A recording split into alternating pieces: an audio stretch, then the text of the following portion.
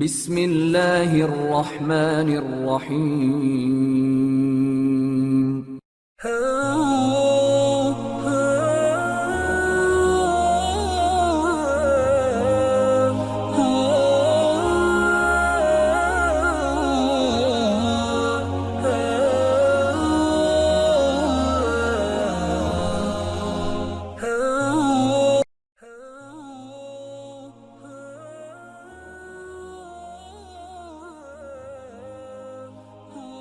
نبی کریم علیہ الصلوۃ والسلام کی ذات اقدس کے حوالے سے سلسلہ پنجتنی نے نوجوان نسل کی بہتر رہنمائی اور آگاہی کے لیے ایک سلسلہ وار پروگرام فوق البشر کی عنوان سے ترتیب دیا ہے۔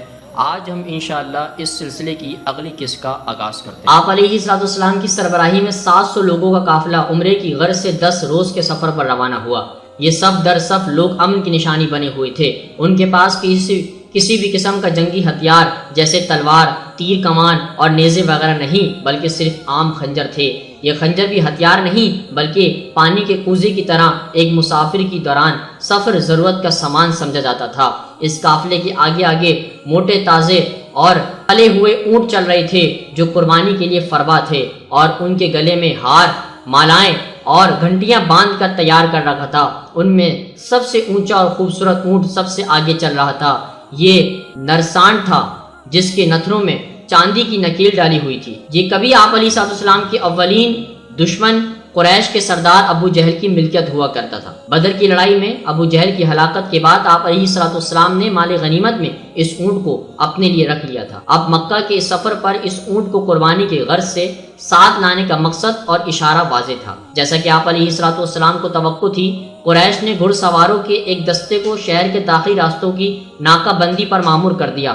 فوجی دستے کا سامنا ہو جاتا تو شاید صحرا کے وسط میں بد مزہ صورتحال پیدا ہو سکتی تھی، جس کی لوگوں کو کانوں کان خبر بھی نہ ہوتی۔ بدمزگی نہ بھی ہوتی تو آدھے راستے سے واپس لوٹنا بھی تو کسی صورت گوارا نہیں تھا۔